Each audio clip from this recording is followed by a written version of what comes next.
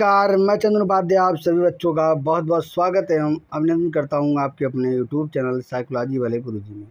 जैसा कि आप स्क्रीन पे देख रहे हैं कि आज की क्लास में हम एमए 4th सेमेस्टर साइकोलॉजी इसका जो पेपर 2 है, जिसका नाम है mental disorder with associated criteria second, इससे ही संबंधित हम लोग क्या है 50 ऐसे मोस्ट इम्पॉर्टेंट एमसीक्यू के बारे में बात करने वाले हैं, जो आपके आने वाले एग्ज़ाम के लिए बहुत ही फ़ायदेमंद होने वाला है।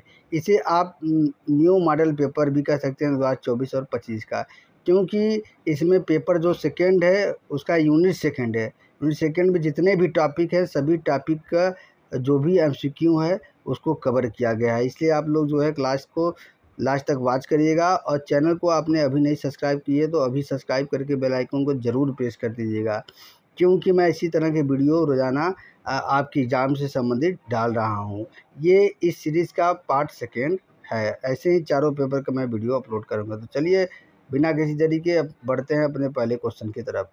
तो आज का पहला क्वेश्चन ये आपके सामने रहा कि विघटनकारी पहचान विकार, जिसको डिसोसिएटिव आइडेंटिटी डिसऑर्डर बोलते हैं, इसका मुख्य कारण क्या माना जाता है। तो 4 ऑप्शन है, जो सही ऑप्शन मैं वो आपको बताऊँगा। देखिए, तो इसका सही आंसर है गंभीर मानसिक तनाव और आघात, यानी कि जो बी वाला ऑप्शन है वो सही है, गंभीर मानसिक तनाव और आघात। आगे बढ़ते हैं।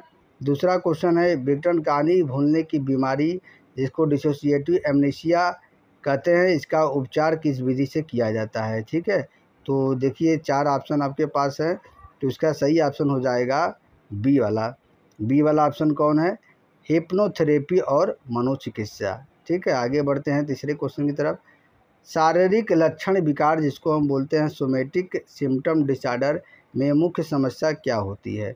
जो मेजर प्रॉब्लम होता है इसमें क्या होता है, तो मेजर प्रॉब्लम होता है, देखिए इसका सही आंसर हो जाएगा उत्तर बी। ये होता है कि शारीरिक लक्षणों के प्रति अत्यधिक चिंता इसमें पाई जाती है, इसकी मुख्य समस्या होती है। आगे बढ़ते हैं नेक्स्ट क्वेश्चन की तरफ हम। Question number 4। तो क्वेश्चन नंबर 4 कह रहा है कि बीमारी चिंता विकार, इसको अंग्रेजी में बोलते हैं इलनेस एंग्जाइटी डिसऑर्डर, में व्यक्ति किस चीज़ से अत्यधिक डरता है। तो किस चीज़ से डरता है, तो देखिए इसमें डरता है व्यक्ति, इसका भी ऑप्शन क्या है, बी वाला सही हो जाएगा। तो बी वाला ऑप्शन देखिए यही है कि गंभीर बीमारी होने की आशंका से व्यक्ति भयभीत होता रहता है। नेक्स्ट क्वेश्चन की तरफ मूव करते हैं। Question number 5। रूपांतरण विकार, जिसको हम कन्वर्जन डिसऑर्डर अंग्रेजी में बोलते हैं, के लक्षण क्या होते हैं। तो इसके लक्षण देखिए होते हैं, इसका भी बी ऑप्शन क्या है, सही हो जाएगा। शारीरिक लक्षण जो न्यूरोलॉजिकल समस्या दर्शाते हैं। नेक्स्ट क्वेश्चन की तरफ हम मूव करते हैं, और नेक्स्ट क्वेश्चन हमारा हो जाएगा क्वेश्चन नंबर 6। क्वेश्चन नंबर 6 देखिए ये आपके सामने ये रहा कि शारीरिक लक्षण विकार, इसको सोमैटिक सिम्टम डिसऑर्डर बोलते हैं, कि उपचार में कौन सा तरीका शामिल है। शामिल पूछ रहा है, ठीक है, तो इसमें शामिल होता है, इसका क्या है, बी वाला ऑप्शन सही हो जाएगा, मनोचिकित्सा और संज्ञानात्मक व्यवहार थेरेपी। आगे क्वेश्चन की तरफ बढ़ते हैं। Question number 7। बीमारी चिंता विकार का मुख्य लक्षण पूछ रहा है, तो मुख्य लक्षण इसका यही होगा, बी वाला ऑप्शन सही हो जाएगा, बीमारी की संभावना पर अत्यधिक चिंता। आगे बढ़ते हैं हम नेक्स्ट क्वेश्चन की तरफ। Question number 8। पीका विकार में व्यक्ति किस प्रकार की वस्तुएं खाता है। तो पीका विकार जिनको होता है, इसमें व्यक्ति क्या करता है, गैर खाद्य वस्तुएं, मतलब ऐसे वस्तु जो नहीं खाई जा सकती उसको व्यक्ति खाता है। 9वां है रमिनेशन विकार में क्या होता है। तो रमिनेशन विकार में होता है कि इसमें व्यक्ति क्या करता है, इसका भी ऑप्शन बी सही हो जाएगा। इसमें व्यक्ति भोजन को बार बार चबाता है और निगलता है। ठीक है, आगे बढ़ते हैं। Question number 10। क्वेश्चन नंबर 10 कह रहा है कि avoidant restrictive food intake disorder का मुख्य लक्षण क्या है। तो इसका मुख्य लक्षण हो जाएगा कि व्यक्ति क्या करता है, खाने से बचता है या बहुत कम भोजन करता है। तो बी ऑप्शन सही हो जाएगा। 11 क्वेश्चन है एनोरेक्सिया नर्वोसा, ये भी खाने से संबंधित है। इसमें व्यक्ति को वजन क्या होता है। तो इसका वजन होता है, देखिए इसका सही आंसर हो जाएगा अत्यधिक कम वजन। आप समझिए कि एनोरेक्सिया नर्वोसा में व्यक्ति क्या बहुत कम भोजन करता है, मतलब एकदम ज़्यादा भोजन, मतलब एकदम कम भोजन करने लगता है, जिससे क्या हो जाता है, उसका वजन बहुत कम हो जाता है। अब वही जो बुलिमिया नर्वोसा है, इसमें व्यक्ति बहुत ज़्यादा भोजन करता है। तो देखिए ये कह रहा है बुलिमिया नर्वोसा का मुख्य लक्षण क्या है। तो इसका मुख्य लक्षण यही है कि इसमें व्यक्ति क्या करता है, बिंग ईटिंग और फिर खुद को उल्टी करना, मतलब बहुत ज़्यादा खाता है फिर उल्टी करता है। 30 क्वेश्चन है कि पीका जो विकार है किस आयु वर्ग में अत्यधिक पाया जाता है। तो पीका विकार पाया जाता है ये बच्चों में बहुत ज़्यादा पाया जाता है। ऑप्शन सी करेक्ट है। ठीक है, आगे बढ़ते हैं। क्वेश्चन नंबर 14, रमिनेशन विकार का मुख्य कारण क्या माना जाता है। तो इसका मुख्य कारण माना जाता है कि मानसिक तनाव और चिंता आप रखेंगे तो रमिनेशन विकार होगा। 15वां क्वेश्चन है, एनोरेक्सिया नर्वोसा का उपचार किस प्रकार होता है। तो इसका उपचार होता है मनोचिकित्सा और पोषण चिकित्सा के माध्यम से। बी ऑप्शन करेक्ट है। 16वां क्वेश्चन है, बुलिमिया नर्वोसा में किस प्रकार की थेरेपी का उपयोग होता है। तो इसमें जो मनोचिकित्सकों द्वारा थेरेपी दी जाती है उस थेरेपी का नाम है संज्ञानात्मक व्यवहार थेरेपी। तो बी ऑप्शन इसका सही हो जाएगा। आगे बढ़ते हैं हम। 17वां question, avoidant restrictive food intake disorder का मुख्य उद्देश्य क्या है। ठीक है, ऊपर मुख्य लक्षण पूछा था, इसमें मुख्य उद्देश्य पूछ रहा है।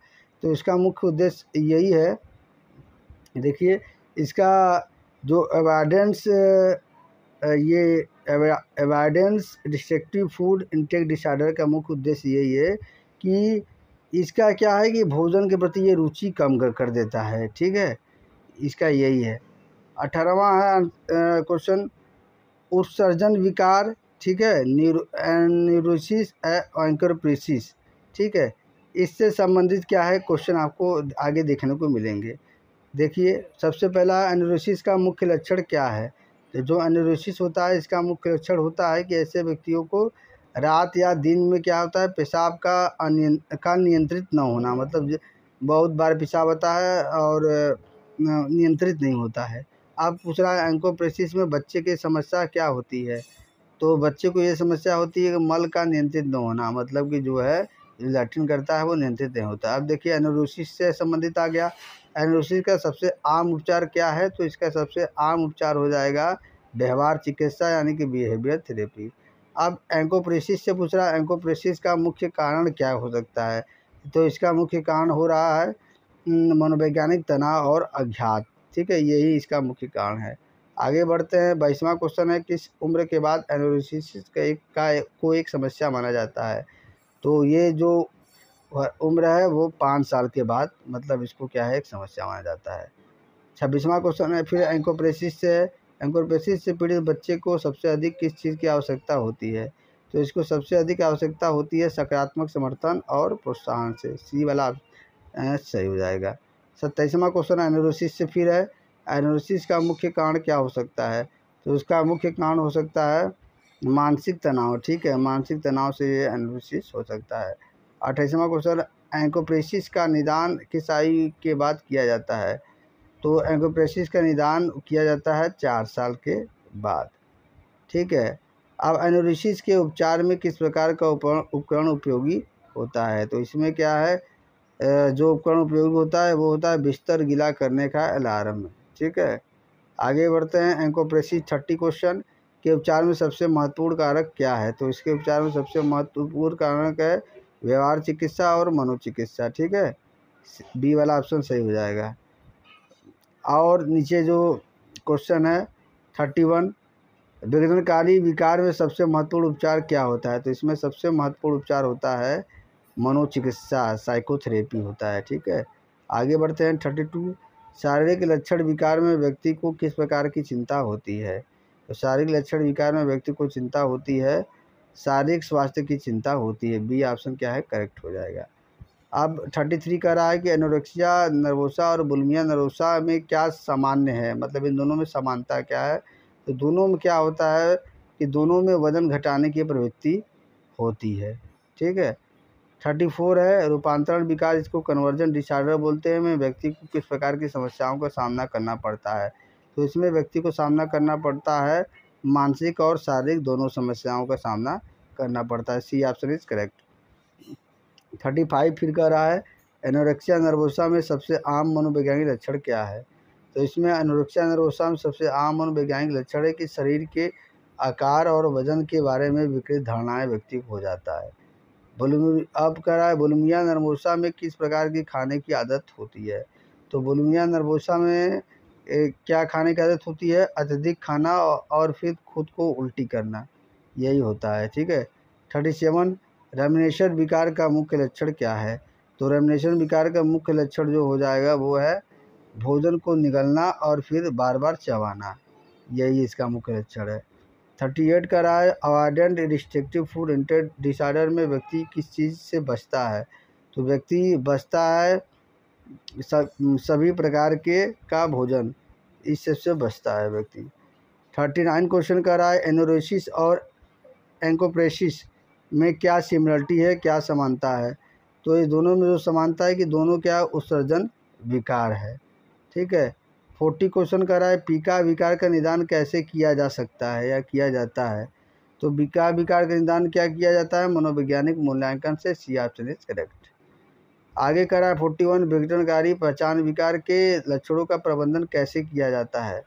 तो इसके लक्षणों का प्रबंधन किया जाता है मनोचिकित्सा और मनोवैज्ञानिक समर्थन से, यानी कि बी ऑप्शन इज करेक्ट। आगे बढ़ते हैं। 42 का रहा है कि रूपांतरण विकार के लक्षणों को कम करने के लिए कौन सा तरीका उपयोगी है? तो इसके लक्षणों को कम करने के लिए जो तरीका उपयोगी है वो है संज्ञानात्मक व्यवहार थेरेपी, यानी कि बी ऑप्शन इज करेक्ट। आगे बढ़ते हैं। 43 का रहा है बीमारी चिंता विकार में कौन सा उपचार उपयोगी हो सकता है? तो बीमारी चिंता विकार में जो उपचार उपयोगी हो सकता है वो है संज्ञानात्मक व्यवहार थेरेपी, यानी कि बी ऑप्शन इज करेक्ट। 44 का रहा है कि शारीरिक लक्षण विकार में किस प्रकार की चिकित्सा सबसे अधिक प्रभावी हो सकती है? तो वो चिकित्सा जो सबसे अधिक प्रभावी हो सकती है वो है संज्ञानात्मक व्यवहार थेरेपी और मनोचिकित्सा, बी ऑप्शन इज करेक्ट। आगे बढ़ते हैं। 45 का रहा है कि एनोरेक्सिया नर्वोसा का जोखिम किस आयु वर्ग में सबसे ज़्यादा होता है? तो ये होता है किशोरावस्था में, क्योंकि किशोरावस्था के जो बच्चे होते हैं सबसे ज़्यादा अपने फिजिकल हेल्थ को लेकर वो बहुत ज़्यादा पॉजिटिव होते हैं, इसलिए कभी कभी क्या है वो उल्टा सीधा करते रहते हैं। बुलिमिया नर्वोसा का सबसे आम इलाज क्या है? तो इसका सबसे आम इलाज है दवा और संज्ञानात्मक व्यवहार therapy, B option is correct. आगे बढ़ते हैं। 47 रेमिनेशन विकार में कौन सा लक्षण देखा जाता है? तो इसमें रेमिनेशन विकार में जो लक्षण देखा जाता है वो यही होता है कि भोजन निकलने के बाद बार बार चबाना। ठीक है।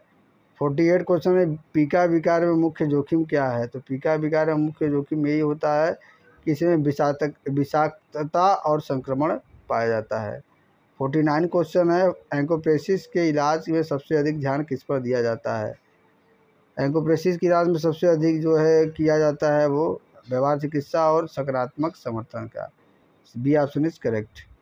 आगे बढ़ते हैं। 50 क्वेश्चन एनोरेसिस में मुख्य चुनौती क्या होती है? तो एनोरेसिस में मुख्य चुनौती ये होती है कि रात में बिस्तर गीला करना। 51 क्वेश्चन विघटनकारी पहचान विकार का मुख्य लक्षण क्या है?